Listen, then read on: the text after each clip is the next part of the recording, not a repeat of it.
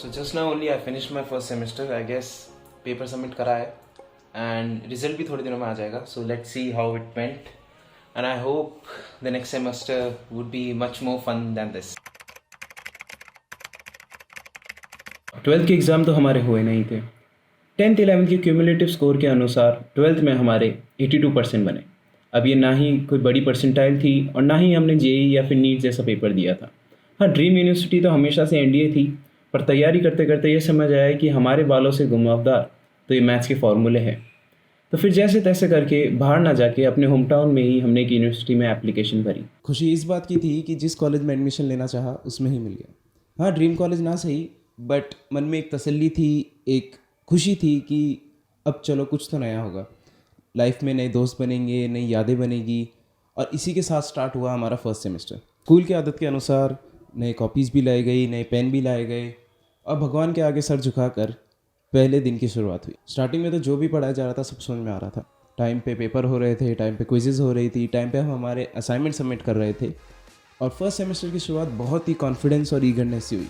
सीखने की चाह एक वापस लौट उठी जो शायद 12th बोर्ड्स के बाद एकदम डाउन हो चुकी थी. अब मैकेनिकल, इलेक्ट्रिकल, कंप्यूटर्स ऐसे नए नए सब्जेक्ट सुन के हमारा भी मन विचलित हो उठा.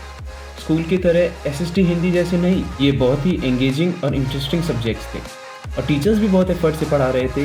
बट धीरे धीरे दिन बाय दिन हमें ये रियलाइज़ हुआ कि सब कुछ स्कूल जैसा ही तो हो रहा था. रोज़ सुबह उठो, क्लास लॉगिन करो, असाइनमेंट करो, क्विजेस दो और पूरा दिन इन्हीं चीज़ों में चला जाता था. जैसे स्कूल में हुआ करता था प्रॉपर करिकुलम के साथ, वैसे ही तो हो रहा था.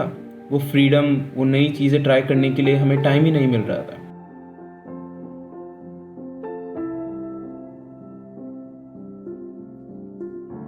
अब क्लासेस भी सिर्फ अटेंड ही हो रही थी. पढ़ाई के नाम पे इंस्टाग्राम स्क्रॉल करा जा रहा था और हम मीम शेयर करने में ज़्यादा व्यस्त हो चुके थे.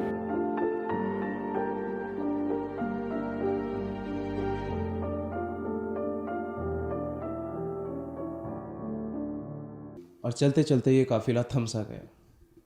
समझ में नहीं आ रहा था कि क्या हो रहा है आसपास. समझ में नहीं आ रहा था कि अब क्या करा जाए. जो भी मेरी एक्सपेक्टेशंस थी कि ये एक नई फ्रेश बिगनिंग होगी, नए दोस्त बनेंगे और एक बॉलीवुड सॉन्ग पे कॉलेज में एंट्री होगी ऐसा कुछ भी नहीं हुआ.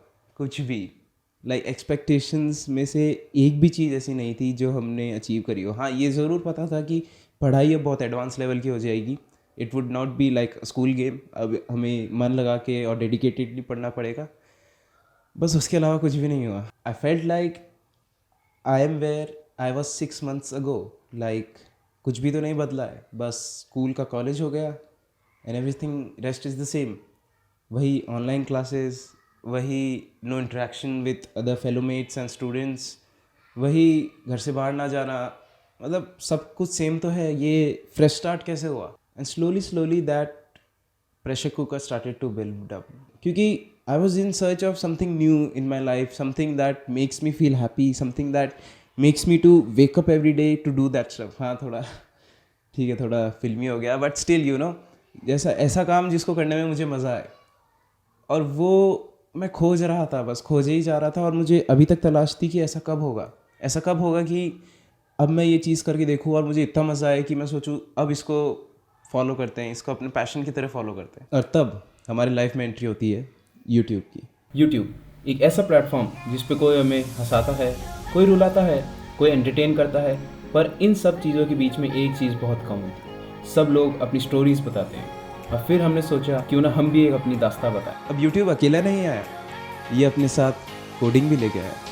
हर्षवर्धन अब मोबाइल गेम से हटके उनके बैकग्राउंड में कोड लिखने की प्रैक्टिस कर रहा था. घंटों तक कोड की उन लाइनों में डूबे डूबे वो इसमें इतना खो गया कि उन्हें उसमें ही आनंद आने लगा. अब कोडिंग भी अकेला नहीं आया. फालतू की गॉसिप्स पढ़ने के बजाय हम बुक्स पढ़ रहे थे, असाइनमेंट लिखते लिखते पॉडकास्ट सुन रहे थे और जिम तो अब घर सा ही बन गया था. अब ये सब चीज़ें हमें इतनी पसंद आने लगी कि हमारे मन में बस एक ही सवाल बार बार उठ रहा था. अब क्या ये नई शुरुआत है?